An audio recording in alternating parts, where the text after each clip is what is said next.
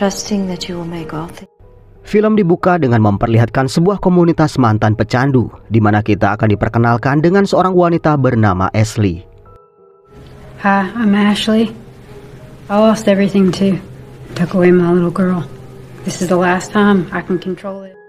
Ashley bercerita kalau obat haram itu telah membuat dirinya hancur, dan bahkan kini dinas sosial tak mengizinkan Ashley tinggal bersama putri 5 tahunnya, sampai ia bisa benar-benar lepas dari obat-obatan tersebut. Selepas pertemuan itu, seorang anggota bernama Rebecca mendatangi Ashley.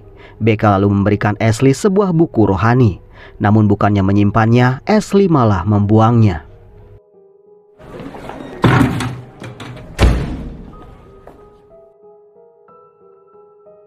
Di tempat berbeda, seorang tahanan bernama Brian Nicole nampak sedang dikawal menuju gedung pengadilan oleh seorang petugas bernama Cynthia, di mana hari itu rupanya Brian akan disidangkan. Cynthia pun membawa Brian ke selnya di mana ia akan mengganti pakaian. Setibanya di dalam sel, Cynthia pun melepaskan borgol Brian, dan disitulah Brian menghantam Cynthia hingga pingsan.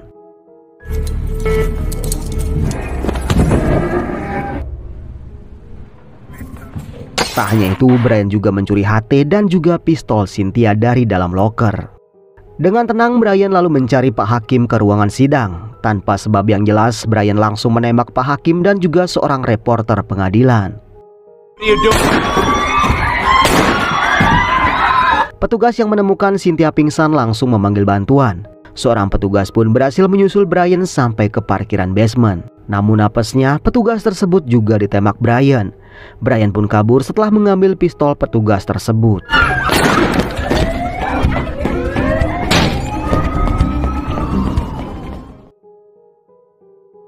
Brian berhasil lolos dari kejaran petugas. Saat berada di parkiran mall, ia mencuri mobil seorang pria dan membawanya kabur.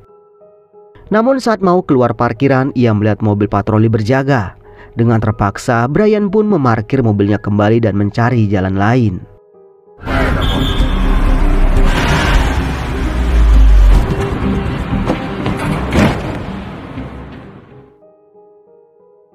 Setibanya di tempat kerja, Ashley menonton berita penembakan yang dilakukan Brian.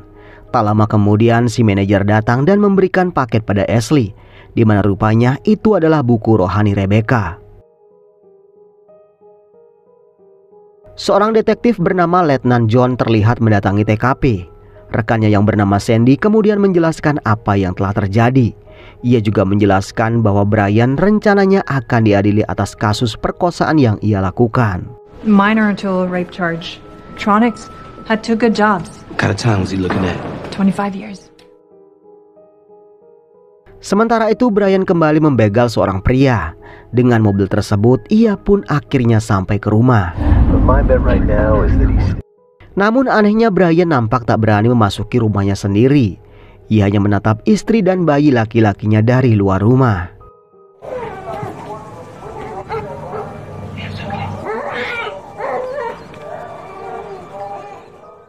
Sesaat kemudian, Brian mendengar kedatangan polisi. Brian pun bergegas masuk ke dalam hutan. John lalu menginterogasi Lynn, istri dari Brian. Lynn berkata sejak John berhubungan dengan mantan pacarnya yang dulu, ia sudah tak mau lagi berhubungan dengan Brian. Ia bahkan tak mau melihat Brian lagi. Saat ditanya kemana kira-kira Brian pergi, Lynn berkata kalau ia tak tahu. Lynn sepertinya sudah sangat sakit hati dan sudah tak ingin berdamai dengan Brian. Has Brian Nichols tried to contact you now? No. I refuse to have anything to do with him. Gonna leave these 2 officers here with you. It does. Hari itu, Ashley kedatangan putri kecilnya yang bernama Paige bersama bibi Ashley yang bernama Kim. Di situ Paige berkata kalau besok sekolahnya mengadakan lomba fashion show. Paige pun meminta ibunya agar datang ke acara tersebut.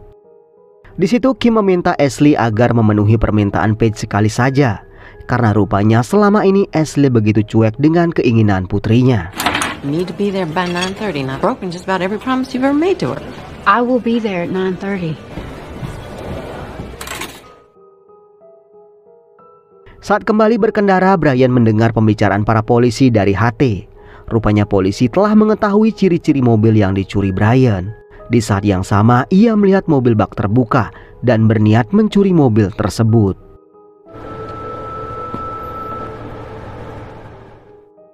Saat hari semakin gelap, Ashley nampak sedang beberes di rumah barunya. Tak lama Kim menelpon dan mengingatkan Ashley kembali kalau ia harus datang ke sekolah besok pagi jam 9. No, it's okay. Where? What's that noise? Di kantor polisi, John menerima panggilan dari ibunda Brian. Di situ ibu berkata kalau ia sudah memperingatkan polisi kalau Brian bisa menyakiti kalau ia terdesak. Ia juga menjelaskan kalau wanita yang melapor itu adalah pacar Brian dan mereka sudah bersama selama 7 tahun. Saat hampir dini hari, Ashley yang sudah capek berberes berniat merokok namun rokoknya ketinggalan di mobil. Saat keluar, ia melihat mobil bak yang belum pernah ia lihat sebelumnya. Ashley yang ketakutan pun bergegas kembali ke rumah namun Brian lebih dulu membekapnya.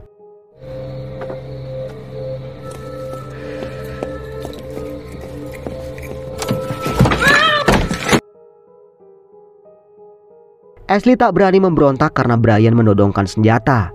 Saat ditanya, Ashley berkata kalau ia tinggal sendirian dan putrinya diasuh oleh bibinya. Ashley lalu dibawa ke kamar mandi. Disitulah Brian menjelaskan kalau ia adalah buronan yang viral saat ini. Ashley kemudian diikat. Brian lalu menanyakan telepon, tapi Ashley berkata ia baru pindah kemari dan telepon rumahnya belum tersambung. Brian lalu mengambil baterai ponsel Ashley. Ia juga memeriksa surat-surat yang Ashley terima hari itu. Mengetahui kalau Paige ada di tangan bibi Kim, Brian pun mengancam akan menghabisi Paige jika Ashley macam-macam. Kim Rogers. My hand. It's where the kid stays.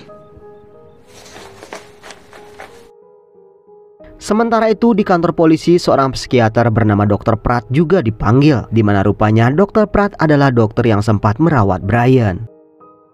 Saat ditanya perihal kondisi kejiwaan Brian, Dr. Pratt berkata kalau Brian menderita paranoia. Ia memiliki kecemasan berlebih terhadap situasi dan juga orang-orang tertentu.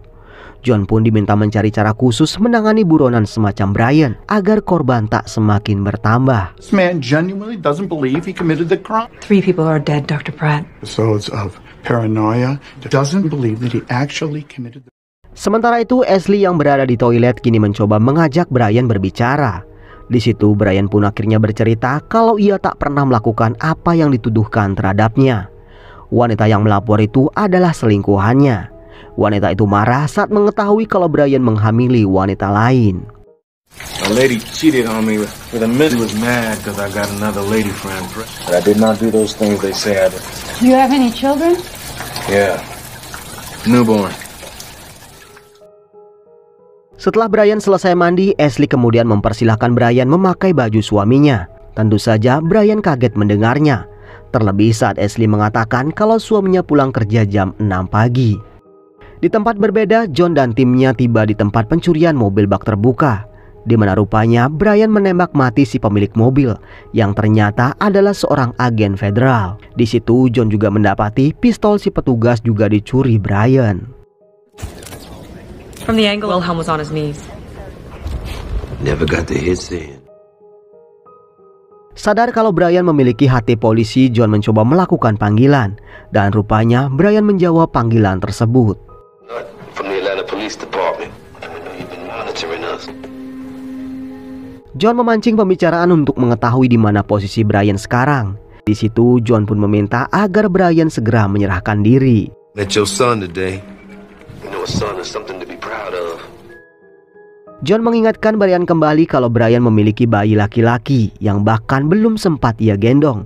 John berkata jika Brian menyerahkan diri, Brian pasti masih memiliki kesempatan melihat putranya. Namun Brian tak percaya dengan apa yang John katakan. Brian pun membanting hati tersebut. You will meet your son. Don't lie to me! The sooner you get to see Christopher. John mulai memetakan posisi di mana Brian berada, dan diketahuilah Brian kini berada di kota Duluth, Georgia. Sementara itu, Ashley melihat Brian meninggalkan pistolnya di toilet. Melihat Brian yang tengah gelisah, Ashley pun meminta izin buang air. Saat Brian ingin ikut ke dalam, Ashley berkata kalau ia tak biasa buang air jika ada pria bersamanya. Brian pun akhirnya mengizinkannya, dan ternyata Brian ingat dengan pistol dan pisau yang ia tinggalkan. Talk, right? God, please help me. Setelah berada di toilet, Ashley menggunakan kesempatan itu untuk kabur lewat jendela. Namun sayangnya jendela tersebut terlalu sempit untuknya. Ashley pun semakin panik ketika Brian terus memanggilnya dan mengajaknya berbicara. Tak ada pilihan lain, Ashley pun tak jadi kabur. Talk about what's taking so long? Who have you got in there?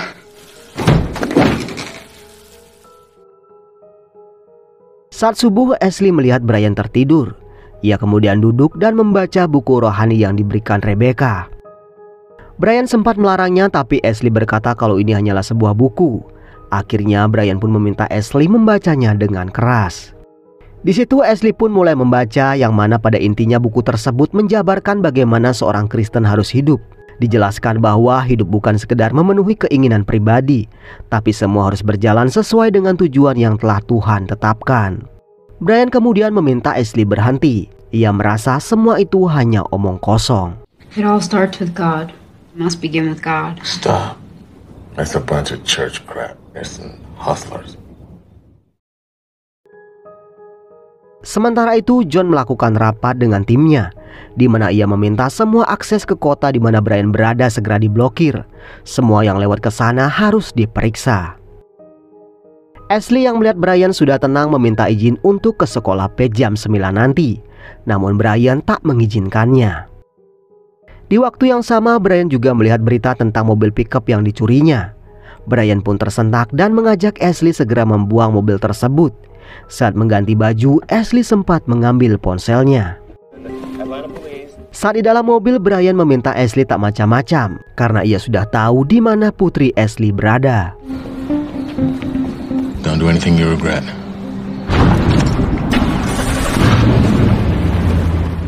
Mereka kemudian berangkat dengan Ashley berada di depan. Ashley mencoba menelpon 911, namun ternyata ponselnya tak mau menyala. Di tengah hujan lebat itu, mobil Ashley tiba-tiba mogok. Tak ada pilihan lain, Ashley pun keluar untuk memperbaiki mobilnya. Saat Ashley mencoba membetulkan mobilnya, seseorang muncul dan menawarkan bantuan. Melihat Brian mengawasi Ashley membuat pria itu curiga. You need some help? All the time I can fix it.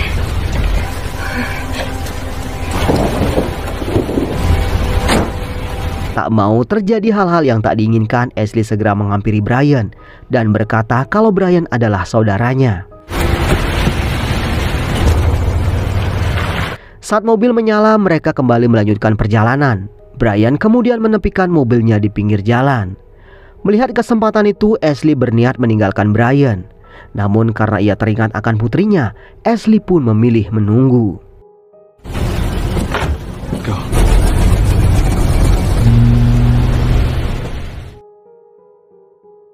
Dalam perjalanan, Ashley bertanya kenapa Brian menembak si pemilik mobil. Brian berkata kalau ia terpaksa karena pria itu menodongnya dengan pistol. Di waktu yang sama, ada sebuah mobil patroli melintas, tapi mobil patroli itu malah melewati Ashley. Come over.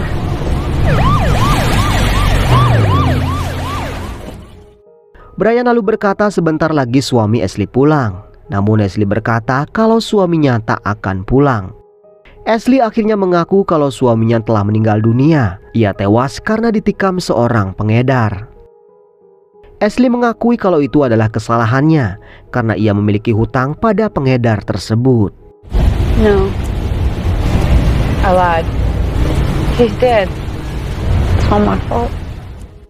Saat hari semakin pagi, Brian melihat-lihat barang-barang Ashley. Disitulah ia pun menawarkan bantuan untuk beberes-beres. Ashley pun meminta bantuan Brian menggantung cerminnya. Dari situ, Ashley pun sempat berpikir kalau sebetulnya Brian masih memiliki sisi baik dalam dirinya. So right here. Ashley lalu membawakan Brian sarapannya. Kembali Brian meminta Ashley membacakan buku yang kemarin. Ashley pun bertanya kenapa Brian tak menyerahkan diri saja. Karena jika ia menyerahkan diri, Brian masih memiliki kesempatan melihat putranya. Di situ Brian pun tak memberikan tanggapan apapun dan meminta Ashley kembali membaca. Beberapa saat kemudian Brian berkata kalau tadinya ia memang sudah ikhlas menerima keputusan tersebut. Tapi setelah mengetahui bayinya telah lahir dari pengacaranya, ia merasa kalau ia harus pulang. Sambil berlinang air mata, Brian mengakui kalau ia cukup puas setelah membunuh Pak Hakim. Ia merasa kalau Pak Hakim tersebut akan menjadikannya budak. Now that judge was trying to enslave me. I shot him dead. It felt good. Brian kemudian bertanya apakah Ashley bisa memaafkan dirinya jika ia membunuh suami Ashley. Ashley pun menjawab tentu saja ia tak bisa. Namun Ashley menambahkan kalau Tuhan pasti akan memaafkan Brian. Could you forgive me? Maybe God can. Brian nampak duduk mematung, seakan-akan ia menyesali apa yang telah ia lakukan. Merasa itu saat yang tepat, Ashley pun meminta Brian agar mengizinkannya menemui putrinya. Melihat Brian hanya duduk terdiam, Ashley pun memberanikan diri beranjak. Ia lalu berkata kalau ia akan pergi. Terlihat Brian masih saja berdiam diri. I said I have to go. Wait.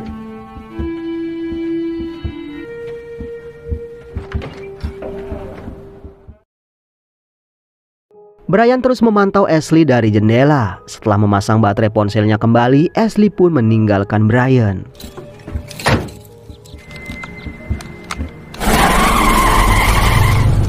Dalam perjalanan, Ashley berhasil menghubungi 911. Ia pun menceritakan kalau ia telah disandra selama 7 jam oleh Brian.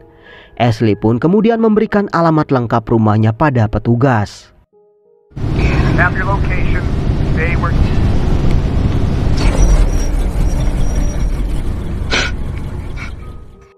Beberapa saat kemudian, Brian yang sudah tertidur dikagetkan dengan suara helikopter dan derap langkah para petugas.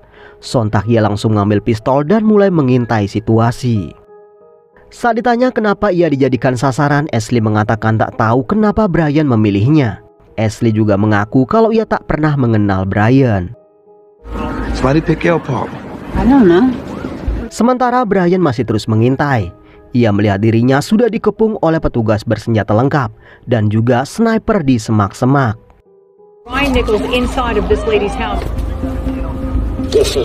Brian kemudian menerima panggilan dari John, namun Brian tak berniat berbicara dengan John. Brian kembali mengintai dan mencoba mencari celah kabur, namun di mana-mana ia melihat sniper bersembunyi. I've got movement. Positive ID in the present. Melihat berita yang memberitakan kekejamannya, Brian pun menembak televisi. Hal itu pun membuat para petugas semakin tak sabar menangkapnya. John lalu menggunakan pengeras suara untuk meminta Brian menyerahkan diri. Tapi Brian masih tetap tak mau keluar.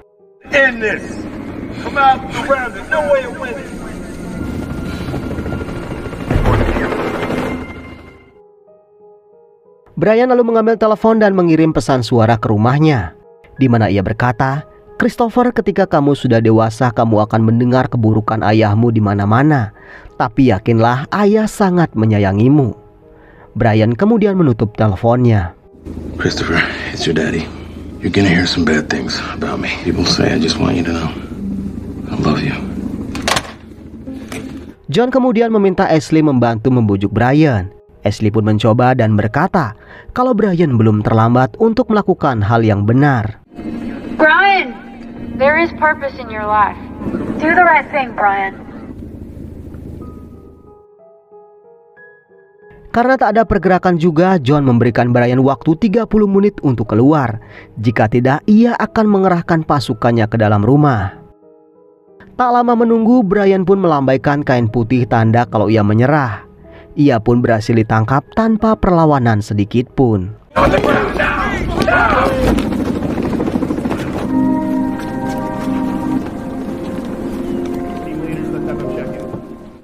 John lalu menghampiri Ashley.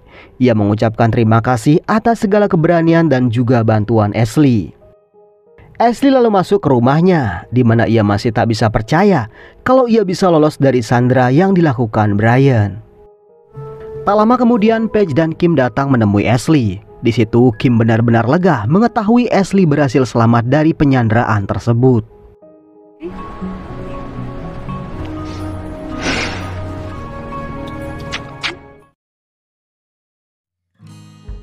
Di akhir film, scene memperlihatkan sosok Ashley yang sesungguhnya tampil di program Oprah Winfrey.